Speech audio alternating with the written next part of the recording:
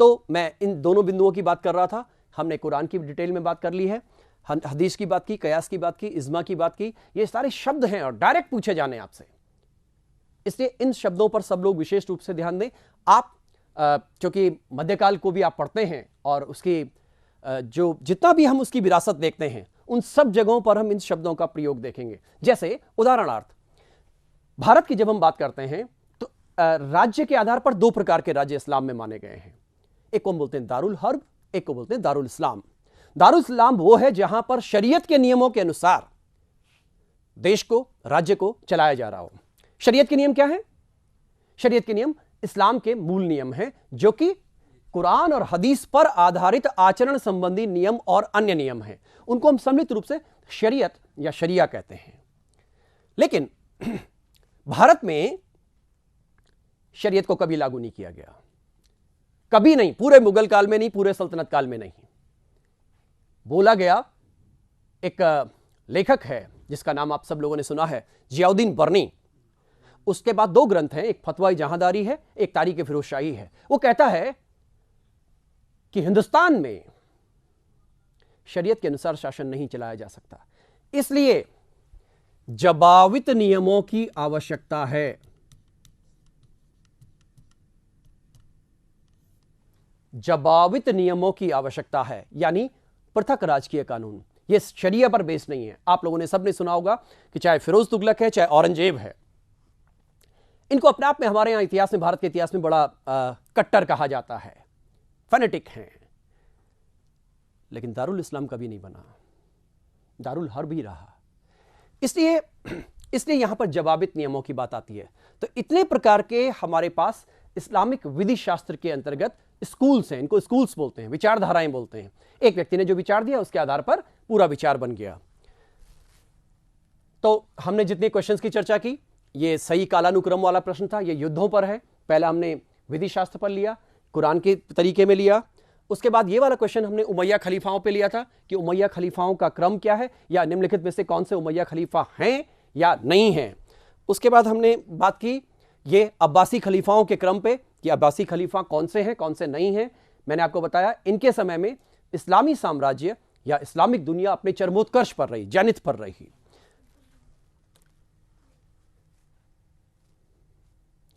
इसके उपरांत हम आते हैं कि किस तरह से इस्लाम के अंतर्गत, ये अब रिपीट करने की आवश्यकता नहीं है, मैं एक एक करके वापस इसको कुछ अब बिंदुओं पर चर्चा करेंगे। ये सब आपको ऑलरेडी हो चुका है सारी चीजें, ये आप एक बार देख सकते हैं। मैंने अभी थोड़ी देर पहले आपको बताया था कि 10% शिया, लगभग कभी किसी फिगर में 9% बोल दिया जाता है, किसी फिगर में 11% बोल दिया जाता है। आपको दिखाई दे रहा होगा कि जो मैक्सिमम परसेंटेज है वो हमको सुन्नियों का दिखाई दे रहा है। इसलिए भारत में आने वाले ज्यादातर शासक भी सुन्नी थे। मुगल सुन्नी थे और सल्तनत में जो 5 राजवंश रहे वो सारे सुन्नी थे। इसके अलावा मदुराई में जो राजवंश डेवलप हुआ और बंगाल में डेवलप हुआ, गुजरात में डेवलप हुआ, ज्यादातर सुन्नी हुआ करते थे। ये आजकल के हिसाब से लोकेशंस हैं। आजकल देख रहे हैं आप, हमारे यहाँ इंडिया में देख रहे होंगे, कुछ लोग यहाँ अवध के क्षेत्र में दिखाई दे रहे हैं और कुछ लोग यहाँ पे हैदराबाद के क्षेत्र में दिखाई दे रहे हैं। ये शिया हैं।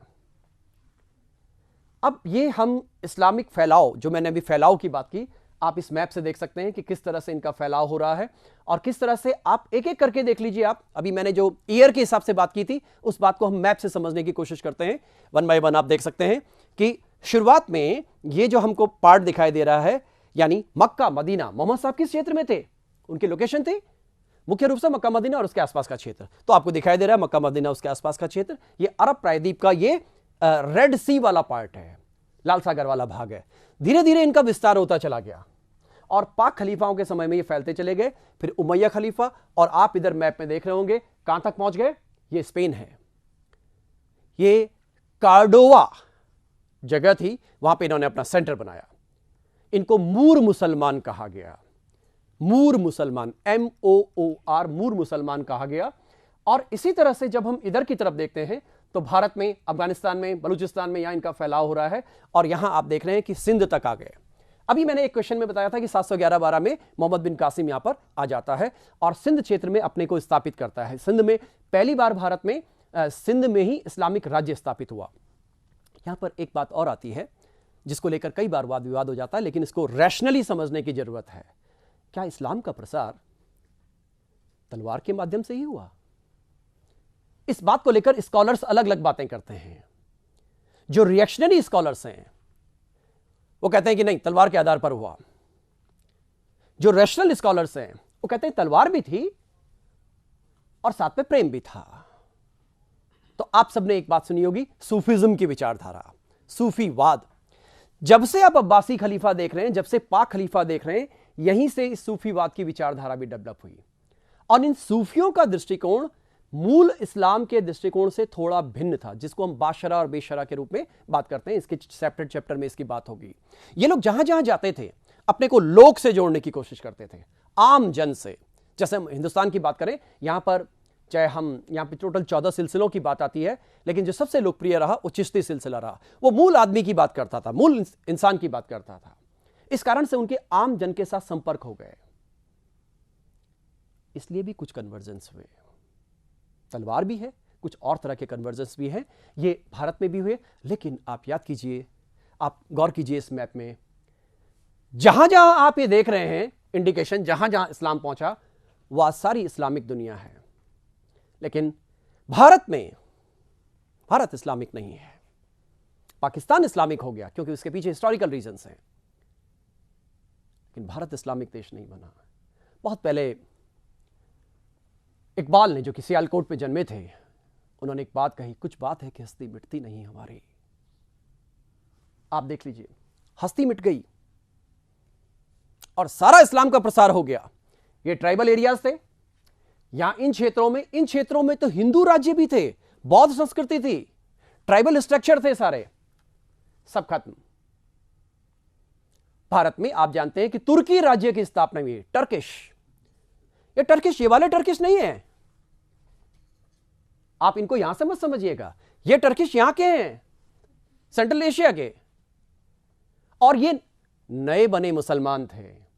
200 साल पहले मुसलमान बने थे, 300 साल पहले मुसलमान बने थे। इसलिए भारत में जब प्रसार हुआ तो पूर्ण रूप से यहां की जो सनातन संस्कृति थी, हिंदू धर्म में अभी नहीं बोलूंगा क्योंकि हिंदू धर्म बोला जाता है, लेकिन मूल संस्कृति का नाम हमारी क्या है? सनातन संस्कृति है। सनातन संस्कृति पूर्ण रूप से समाप्त नहीं हुई और न हो सकती थी, क्योंकि सनातन संस्कृति का स्वरूप ही इस प्रकार का है कि वो पूर्ण रूप से समाप्त नहीं होगी। नेक्स्ट आते हैं,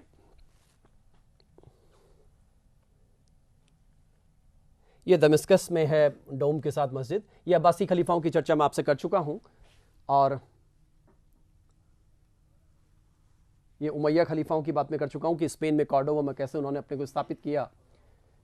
ये हम 12वीं-13वीं शताब्दी तक आ गए। ये इनका आर्किटेक्चर है। आर्किटेक्चर में एक खास बात ये आती है, ये मूरों की बात हो रही है कि आर्किटेक्चर में ये लोग अपने साथ इन्होंने 2-3 चीजें खास डेवलप की, जिसको हम डोम कहते हैं, गुंबद कहते हैं, और मेहराब कहते हैं, आर्चिस कहते हैं। इसके अलावा बहुत तरह की और चीजें भी थी। और जो अलंकरण की विधियां होती थी उसमें कुरानिक वर्सेस का इस्तेमाल किया जाता था, कुरान की आयतों का इस्तेमाल किया जाता था, फूल पत्तियों का इस्तेमाल किया जाता था। और इसका जो इम्पैक्ट है वो भारत की मुगल वास्तुकला में देखा जा सकता है। चाहे ताजमहल देख लें, चाहे आप लाल किला देख लें, चाहे आप किसी और मुगल इमारत को देख लें। तो इस प्रकार से ये अन्य डेंसिटी है। अन्य, ये आप एक 3D टाइप का मैप है, इसमें आप दोबारा से देख सकते हैं किस तरह से ये एक्सपेंशन, जो मरून और रेडिश आपको दिखाई दे रहा है, ये सारा इस्लामिक एक्सपेंशन है अप टू स्पेन तक।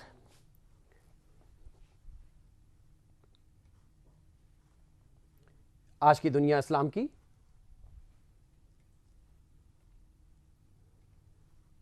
आज की दुनिया ये है। ये आप देख रहे हैं कि जहां पर 90% से ज्यादा मुसलमान हैं, ये मूल रूप से इस्लामिक वर्ल्ड है। आप लोगों ने, अगर आप करंट जीके में देखेंगे, वहां पर एक शब्द आता है अरब लीग की स्थापना की गई, या एक आता है OPEC countries, organization of petroleum exporting countries. 1920 के बाद दुनिया की राजनीति में ऑयल पॉलिटिक्स शुरू हो गई। Oil politics, oil imperialism. और इस ऑयल जो पॉलिटिक्स था, इसका केंद्र ये वाले थे सारे, इजिप्ट से लेकर के अरब से लेकर के आदि आदि चीजें। अब मैं टर्म्स की बात कर रहा हूं, टर्म्स, कई सारे टर्म्स की चर्चा हो चुकी है। ये मैंने आपको जिहाद की बात की थी। जिहाद क्या है? दो प्रकार के जिहाद मैंने आपको बताए थे। जिहाद अकबर, जब व्यक्ति खुद को पवित्र करता है, खुद का शुद्धिकरण करता है, यह सबसे बड़ा जिहाद माना गया है। एक जिहाद, वो डिफरेंट फॉर्म में उसकी आजकल व्याख्या की जाती है। कुछ किताबें सेंट्रल एशिया पर भी बनी है जिनके टाइटल्स जिहाद नाम से ही हैं, और जिहाद के डिफरेंट तरह के इंटरप्रिटेशन हुए हैं। इस कारण से लोगों ने इसका मिस इंटरप्रिटेशन भी किया है कि इसका अर्थ क्या है कि ये धर्म योद्धा इस उपाधि को लेते हैं जिहादी, और जो गैर धर्म के लोग हैं उनका नाश किया जाता है। लेकिन ये इसकी एक नेगेटिव और संकीर्ण इंटरप्रिटेशन है। मूल इंटरप्रिटेशन इसकी यही है कि हम भीतर से अपने को कैसे पवित्र करें। ये कुरानिक वर्सेस में आता है। ये महिलाओं की स्थिति पर बात है, इसकी आवश्यकता यहां पर नहीं है। अब मैं मध्यकाल की बात करता हूं। इस्लाम का फैलाव किस रूप में हुआ? पूरी दुनिया में हमको 3 तरह के साम्राज्य दिखाई दे रहे हैं इस समय। यहां मैं दोबारा कह रहा हूं, पूरी दुनिया का मतलब यहां अमेरिका नहीं है, ऑस्ट्रेलिया नहीं है, ये यूरेशिया और अफ्रीका की बात हो रही है। आप देखिए ओटोमन साम्राज्य, ये ओटोमन साम्राज्य लगभग वर्ल्ड वॉर तक चलता रहा। ये ओटोमन साम्राज्य टर्की और उसके आसपास में शुरू हुआ। आप लोग अगर हमारे यहां मॉडर्न इंडिया में पढ़ेंगे तो वहां पर एक आंदोलन होता है, खिलाफत आंदोलन, वो इससे संबंधित है, इसके विखंडन से संबंधित है। दूसरा हम देखते हैं मुगल एम्पायर। ये तो आप जानते हैं कि भारत का राजवंश है, क्योंकि ये लोग मुस्लिम थे, सुन्नी मुस्लिम थे, इसलिए इनकी यहां पे चर्चा हो रही है। सफी साम्राज्य, ये भी मध्यकाल का है और ये ईरान और उसके आसपास के क्षेत्रों में हुआ करता था। ये ऑटोमन साम्राज्य की तस्वीर आप देख रहे हैं।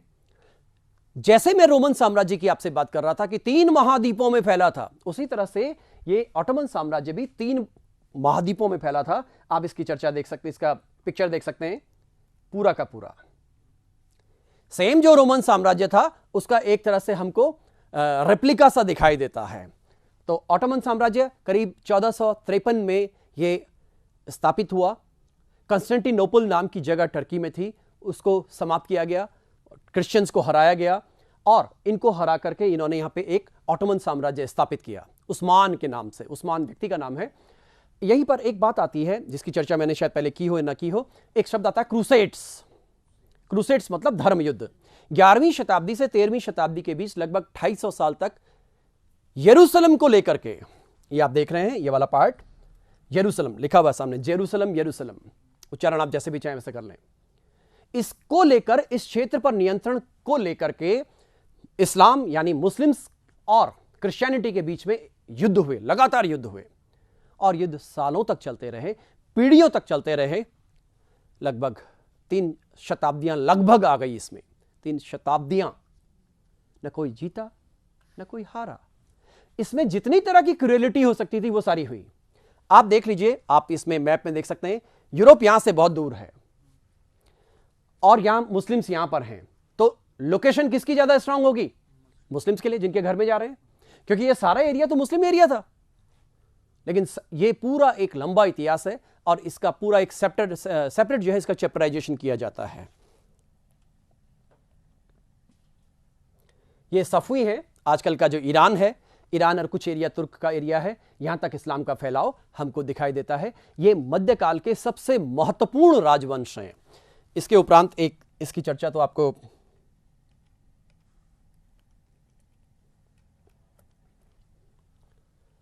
नेक्स्ट हम जब बात करते हैं कि जो तीसरा साम्राज्य है जो मध्यकाल में आया वो मुगल साम्राज्य है। मुगल साम्राज्य अपने आप में एक बहुत बड़ी सांस्कृतिक विरासत है हमारे लिए भी और इस्लामिक वर्ल्ड के लिए भी। इसलिए ये भारतीय उपमहाद्वीप में था। आप जानते हैं कि यहाँ पर ताजमहल को हम एक वंडर के रूप में देखते हैं, 7 वंडर्स के रूप में देखते हैं। इसके उपरांत मैं अब उन बिंदुओं पर चर्चा कर रहा हूं जो आज की दुनिया में भी आपको सुनाई और दिखाई देती हैं। ये आप देखेंगे कि ये एक व्यक्ति हैं वलीउल्लाह।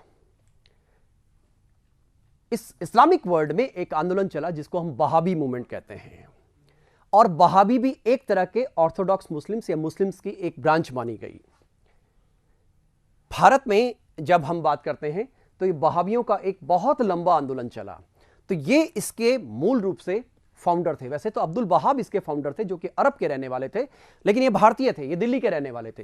तो एक ब्रांच ये शुरू होती है और इसका असर भी भारतीय मुसलमानों और दुनिया के मुसलमानों पे देखने को मिलता है। सेकंड इसकी इसी तरह के ये वही अब्दुल वहाब की बात हो रही है इसमें। एक नाम और देखिएगा, हसन उल बन्ना। ये हसन उल बन्ना ये मूल रूप से इजिप्ट के थे। जब वर्ल्ड वॉर खत्म हो गया तो उस समय इन्होंने एक मूवमेंट चलाया था, फॉर्मेशन ऑफ मुस्लिम ब्रदरहुड, इस्लामी भाईचारे का आंदोलन। आप लोगों ने देखा होगा, अक्सर आप मुस्लिम नामों के आगे भाई लिखा भी देखेंगे। इस कंसेप्ट की, इस कल्चर का जो प्रारंभ था इन्होंने हसन उल बन्ना ने किया। और इन्होंने क्या देखिए चाह क्या रहे हैं, ही रिजेक्टेड वेस्टर्न डेमोक्रेसी। उनको लोकतंत्र नहीं चाहिए, बल्कि क्या चाहिए, खिलाफत चाहिए। ये मूल उन इस्लामी सिद्धांतों को लाना चाहते हैं। आप याद कीजिए, अफगानिस्तान में जब तालिबान की सरकार आई, आतंकवादियों की सरकार आई, उन्होंने शरीयत के कानून लागू कर दिए। और शरीयत के कानून लागू करते ही एक रूढ़िवादी अप्रोच शुरू हो जाएगी। रूढ़िवादी का मतलब यहां पर यह पीछे की तरफ जाना। जब पूरा मध्यकाल और पीछे इस्लाम में जाते हैं तो वहां पे महिलाओं के अधिकार कम हो जाते हैं। आप सब लोगों को ध्यान होगा, अफगानिस्तान की क्रिकेट टीम की प्रैक्टिस भी इंडिया में होती है।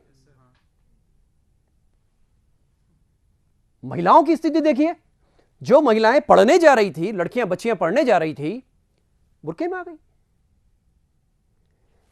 कौन सी खिलाफत चाहिए? क्या मोहम्मद साहब यह कह गए थे? ये सारी चीजें डाइवर्जेंस हैं। इनके अपने कुछ बहुत मूल सिद्धांत हैं। आपको सुनकर हैरानी होगी कि इनके विचारधारा को भी जो टेररिस्ट के कैंप्स हैं वहां पर पढ़ाया जाता है। ये इनके बाद के एक हैं सैयद कुतुब, ये भी एक मुल्ला मौलवी थे और इन्होंने भी सेम सुन्नी कल्चर को फॉलो किया। इनकी भी थ्योरी अपनी कुतुबिज्म के नाम से चलती है इस्लाम में। ये तो संगठन भारत में भी चला, जमात उलेमा हिंद राजस्थान में भी एक्टिव है। ये संगठन जो इस्लाम के प्रचार प्रसार की बात करता है और खास करके इस्लाम की संस्कृति के प्रसार की बात करता है। ये जमात इस्लामी हिंद है, ये आज़ादी के दौरान बन गया था। ये भी मुदादी साहब का भी जब हम भारत का स्वतंत्रता आंदोलन था उस वक्त ये कल्चर हमको देखने को मिलता है। ये सारे अदर देन जिन्ना हैं। आप लोग जो मुस्लिम लीग की राजनीति पढ़ते हैं उससे अलग है, ये मुल्ला मौलवियों की राजनीति है। कैसा सोचते हैं वो लोग, क्या चाहते हैं वो लोग, कैसा इस्लामिक संस्कृति चाहते हैं वो लोग, इस बारे में चर्चा है। जमात इस्लामी ये आजकल भारत, पाकिस्तान और बांग्लादेश तीनों जगहों पर है। ये मुसलमानों के बहुत तरह के संगठन हैं। आप लोगों ने सुना होगा, एक शब्द अक्सर आता है, all India Muslim personal board. 1938-36 से शुरू किया गया था। 38 में इसको स्टैब्लिश किया गया पूरी तरह से और वहां से इंडियन मुस्लिम्स को डिफाइन करना शुरू किया गया। क्योंकि आप देखिए, यह सबसे इंपॉर्टेंट बात थी, इंडियन मुस्लिम क्या है। मुस्लिम तो समझ में आ रहा था, लेकिन इंडियन मुस्लिम्स को कैसे समझाया जाए, यह बड़े अलग तरह की बात है कि भारत में सिखिज्म, सिख कौन है, 1932 में इसका डिसीजन हुआ। भारत में मुस्लिम कौन है, 1938 में इसका डिसीजन हुआ। भारत में हिंदू कौन है, इसका डिसीजन 1955-56 में हुआ। जब हिंदू उत्तराधिकार अधिनियम आया तो बोला गया कि उत्तराधिकार की तो बात बाद में करो, सबसे पहले यह तो बताओ कि हिंदू है कौन। तब पीछे की तरफ गए। जो जीमूत वाहन ने लिखा है, जो विज्ञानेश्वर ने लिखा है, जो मनुस्मृति ने लिखा है, उन सारे ग्रंथों को उठाया गया और उसके अनुसार हिंदू को परिभाषित करने की कोशिश की गई। जब हम भारत की बात करते हैं तो यहां पर यह शब्दावली अलग अलग ग्रंथों में अलग अलग रूपों में आई है। इसलिए यहां मुसलमानों के संगठन कुल मिलाकर ऐसे आते हैं। Thank you to all of you. Any questions? One by one जब हमने रोमन साम्राज्य की बात की थी, रोमन संस्कृति की बात की थी, तो बेसिकली हमने इसको 4 भागों में बांटा था। जैसा कि आपको ध्यान है, 4 भागों में बांटा था। पहला भाग हमने 753 से पहले लिया, 753 ईसा पूर्व से पहले, बीसी से पहले। और 753 में 753 में रोमुलस ने रोम की स्थापना की। रोमुलस ने रोम की स्थापना की टाइबर नदी के आसपास में। ये आप देख रहे हैं टाइबर नदी, इस टाइबर नदी के आसपास में रोम की स्थापना हुई। ये टाइबर रिवर है और इसके आसपास में जो ये फोरम डेवलप किया गया, लोगों का एक सांस्कृतिक केंद्र डेवलप किया गया, इसी के इर्द गिर्द रोमन सभ्यता का विकास हुआ। 500 9 में यहां पर रिपब्लिक स्टैब्लिश हो गया। ये एक अलग सी बात है कि जब हम 6ठी-7वीं शताब्दी में भारत में बात करते हैं तो यहां पर भी गणतंत्रों की स्थापना होने का उल्लेख मिलता है। मालव गणराज्य है, क्षुद्रप गणराज्य है, कपिलवस्तु का गणराज्य है और लिच्छवियों का गणराज्य है। इसी तरह से इनके यहाँ भी गणराज्य थे। इसी तरह से ग्रीक सिविलाइजेशन में भी हमको नगर राज्य मिलते हैं। तो यहां 509 से लेकर के लगभग 47 बीसी तक हमें गणराज्य का पूरा काल दिखाई दे रहा है। वहां पर मैंने आप लोगों से बताया था कि एक शब्द आता है पैट्रिशियन, एक आता है प्लेबियन। पैट्रिशियन समाज का वो वर्ग था जिसके पास अधिकार थे। प्लेबियन समाज का वो वर्ग था जिसके पास अधिकार नहीं थे। 3 तरह की मैंने संस्थाओं की बात की थी और की है आपसे कि एक तो काउंसिल होती थी, एक सीनेट होती थी। सीनेट की चर्चा मैं कर चुका हूं पहले भी। सीनेट में आप देखिए, ये सीनेट है, ये आज की हमारी जितनी संसद की व्यवस्थाएं हैं, इन संसद की व्यवस्थाओं का आधार है। तो ये सीनेट आज भी इटली में है और आज भी अमेरिका में है। मूल रूप से दुनिया के और भी बहुत सारे देशों में सीनेट है। सीनेटर शब्द का इस्तेमाल किया जाता है, उसका मूल आधार हमें यहां दिखाई देता है। और जब हम समाज के इन दोनों वर्गों की लड़ाई की बात करते हैं, लड़ाई मतलब एक तरह का संघर्ष, एक तरह का सोशल वॉर, सामाजिक युद्ध, जो अधिकारों की मांग कर रहे हैं, तो वहां पर एक शब्द आया था 12 तख्ती के कानून। वहां पर एक शब्द आया कि आपने सेंसर स्थापित किए, आपने ट्रिब्यून स्थापित किए। ये अधिकारियों के नाम हैं, ये वो सेटअप हैं जिनके आधार पर ये अधिकारों की मांग कर रहे हैं और नए तरह की संस्थाओं का विकास कर रहे हैं। ये वो पैट्रिशियन है जिनकी बात मैं कर रहा था आपसे। इन पैट्रिशियन एट्रिस्कन नाम के लोग थे 509 से पहले। एट्रिस्कन, उसके बाद ये पैट्रिशियन आए, ये पैट्रिशियन रिप्रेजेंटेटिव है यहां पे। पैट्रिशियन आए लेकिन इनकी संख्या कम थी, लेकिन ये ताकतवर थे। दूसरी बात, उसके बाद हमने बात की आपसे प्लेबियन की। तो ये प्लेबियन और पैट्रिशियन के बीच का अक्सर संघर्ष चलता रहा और इसी संघर्ष की प्रक्रिया में प्लेबियन को अधिक अधिकार देने के लिए अलग अलग संस्थागत विकास होता रहा। ये सारी बात हम कर चुके हैं और इसी क्रम में आप देख रहे हैं प्लेबियन काउंसिल की स्थापना की गई, ट्रिब्यून नाम के अधिकारी की स्थापना की गई। ये अधिकारी हैं, अलग अलग अधिकारी हैं, और 12 तख्तियों का कानून आया। किसी भी व्यवस्था में जब कोई भी नई व्यवस्था खड़ी होती है तो प्रारंभ में वो अच्छी होती है। दुनिया, ये इतिहास का सिद्धांत है, लेकिन धीरे धीरे उसमें बिखराव आता है, डिस्टॉर्शन आना शुरू हो जाता है। वही डिस्टॉर्शन यहां पे आना शुरू होता है लगभग 2री शताब्दी ईसा पूर्व तक। यहां पर समस्याएं शुरू हो गई, राज्य बिखरने लगा, शांति भंग होने लगी। बाद के काल में एक शब्द मैं बता रहा हूं आपको, जिस तरह से वो चला, यहां शब्द समझ लीजिएगा, पैक्स रोमन। पैक्स रोमन या पैक्स रोमैनिका। आज की दुनिया में यह शब्द इस्तेमाल किया जाता है पैक्स अमेरिकाना या पैक्स अमेरिका। अमेरिका का मानना है कि दुनिया में कहीं भी अगर शांति स्थापित हो सकती है तो उसमें अमेरिका सबसे ऊपर है, क्योंकि यूनाइटेड नेशन का सबसे महत्वपूर्ण सदस्य है और कहीं पर भी उसका रोल इंपॉर्टेंट हो जाता है। तो अमेरिका सुपर पावर है। इसी तरह से एक जमाने में इंग्लैंड सुपर पावर था, तो उसको बोला गया पैक्स ब्रिटेन या पैक्स ब्रिटानिका। यहां पर जब ये रोमन सर्वश्रेष्ठ हैं तो इनका मानना था कि दुनिया में अगर कहीं शांति स्थापित कर सकते हैं तो सिर्फ और सिर्फ रोमन कर सकते हैं। मैंने अभी पहले आपको बताया है कि रोमन की एक खास बात यह थी कि शुरुआत में तो इन्होंने जब कहीं जीतते थे तो उन लोगों को बंदी बना लेते थे, 50,000 लोग बंदी, 1 लाख लोग बंदी। लेकिन धीरे धीरे उन्होंने नई पद्धति शुरू की कि जिन लोगों को जीता उनको सैनिक बना लो, आप हमारे साथ सेना में आ जाओ। इस कारण से वहां के जो युवा थे उनको भी रोजगार का अवसर मिलता था, उनको भी सम्मान मिलता था और सबसे ज्यादा फायदा रोमन एम्पायर को हुआ। धीरे धीरे रोमन एम्पायर एक बहुत बड़े भाग में फैल गया, यानी इटली से लेकर के स्पेन और ब्रिटेन तक। अभी मैं चर्चा करूंगा किस तरह से यह सब हुआ 1 by 1।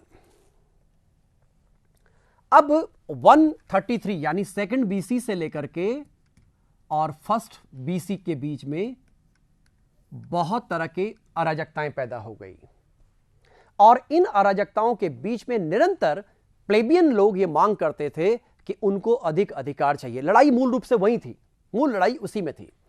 इसलिए एक ग्रेकर्स नाम के 2 भाई आए, ट्राइबेरियस ग्रेकर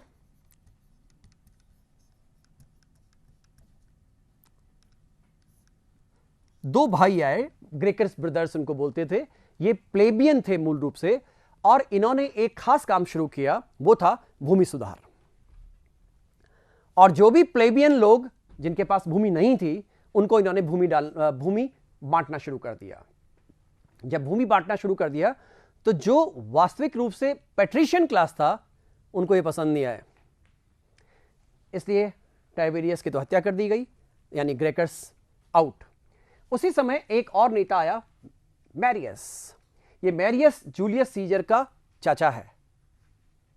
मैरियस आया, यह भी एक सेनापति था, और इस सेनापति ने एक खास काम यह किया कि इन लोगों ने अपनी सेनाएं डेवलप कर ली। ये जहां युद्ध के लिए जाते थे, युद्ध के दौरान ये इतना जीतते थे और इतना धन इकट्ठा करते थे कि उससे ये अपनी पर्सनल आर्मी डेवलप कर लेते थे।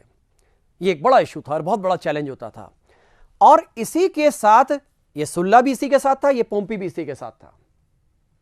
आप बाद में देख रहे हैं, ये दिस इज कॉल्ड फर्स्ट टाइबरेट।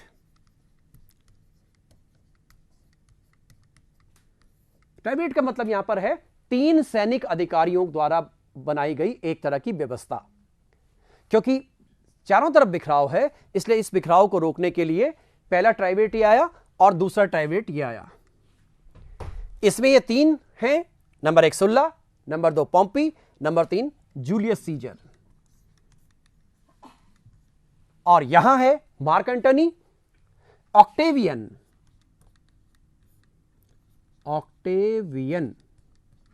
और यहां है लेपिडस। 3 लोग हैं। पहले हम इनकी बात करते हैं। इन तीनों ट्राइबरेट में सबसे इंपॉर्टेंट आदमी जो नजर आया वो जूलियस सीजर नजर आया। मैंने आपको भी बताया, जूलियस सीजर मैरियस का कौन है? भतीजा है। और इसकी खास बात यह है, इसको करने से पहले मैं आपको वापस फिर मैप में ले चलता हूं, कि ये व्यक्ति अपने चाचा के साथ जगह जगह रहा। ये व्यक्ति अपने चाचा के साथ जगह जगह रहा, और फ्रांस का एरिया और खास करके वेस्टर्न यूरोप का एरिया उस समय गॉल कहलाता था। और इस गॉल के अंतर्गत जब रोमन सेनाएं आगे बढ़ी, आप गौर कीजिएगा, ये रोमन सेनाएं इंग्लैंड तक जाती हैं। इंग्लैंड है, स्कॉटलैंड है, बेल्जियम है, फ्रांस तो था ही था। इन सारे एरियाज को इन्होंने जीता और जूलियस सीजर का उसमें मेन रोल रहा। तो जूलियस सीजर ने भी फिर अपनी आर्मी खड़ी कर दी, अपने चाचा की तरह अपनी पूरी एक सेना बना ली। और सेना इतनी पावरफुल हो गई कि जो रोम में सेनेटर्स बैठे थे, सीनेट बैठी थी, उनको यह खतरा हो गया कि कहीं हमारे लिए कोई संकट तो नहीं आ गया है। तो उन्होंने पहला आदेश जारी किया कि जूलियस सीजर को बुलाओ। जूलियस सीजर अपनी पूरी सेना लेकर आया। इसका मतलब वो सत्ता बदलना चाहता है। इस कारण से दोनों पक्षों के बीच युद्ध हुआ, सेनेटर्स के बीच में और जूलियस सीजर के बीच में। नेचुरली इसमें जूलियस सीजर जीता और जूलियस सीजर इसमें पावरफुल होता चला गया। ये आप देख सकते हैं रोमन एम्पायर,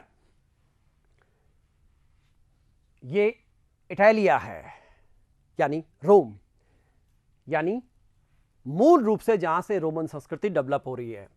और ये आप देख सकते हैं, ये सब नाम उस जमाने के नाम हैं। जैसे हम भारत के संदर्भ में बात करते हैं कि भारत का पुराना नाम पहले हिंदुस्तान है, या फिर भारतवर्ष है, या फिर आर्यावर्त है, फिर ब्रह्म ऋषि देश है। हमारे पास 36 से ज्यादा प्रकार के नाम भारत के लिए मिलते हैं, भारत और भारतीय उपमहाद्वीप के लिए। इसी तरह से ये देखिए उस जमाने के नाम है सारे। और ये है गैलिया, यानी फ्रांस। आप देख रहे हैं कहां तक चले गए? ब्रिटेन तक। ये आप देखिए कहां तक फैलाव है, ये रोमन साम्राज्य का फैलाव है। तो जब ये जूलियस सीजर इतना एरिया जीत चुका था, तो इसके पास सेना का संकेंद्रण हुआ, सेना आ गई और ये मोस्ट पावरफुल होता चला गया। और धीरे धीरे हम देखते हैं कि सुल्ला, पोम्पी और जितने भी उसके विरोधी थे, सबको उसने परास्त कर दिया और वो एकमात्र वहां का डी फैक्टो रूलर बन गया। हालांकि उसने उपाधि सीजर की ली है। सीजर एक प्रकार की राजनीतिक उपाधि होती है, यानी जो प्रोटेक्ट करने वाला हो, जो राजा हो, उसको हम सीजर कह देते हैं। कुछ जगहों पे ये भी कह देते हैं कि कुछ लोगों ने कहा कि नहीं, वो सीजरियन चाइल्ड था, इसलिए उसको सीजर कह दिया गया। अब अनुश्रुतियां बहुत तरह की हैं। भारत में भी एक अनुश्रुति आती है, आपने सुना होगा कि एक मौर्य शासक था बिंदुसार। भारतीय संस्कृति में उसके लिए कहा जाता है कि वो पहला इंडिया का सीजरियन चाइल्ड था, और उस सर्जरी के दौरान उसके माथे पर क्योंकि बिंदु लग गया फोर्सेप का, और इस कारण से वो क्या कहलाया? बिंदुसार कहलाया। ये अलग अलग अनुश्रुतियां हैं, इसलिए हम यहां पर इतिहास की दृष्टि से चलें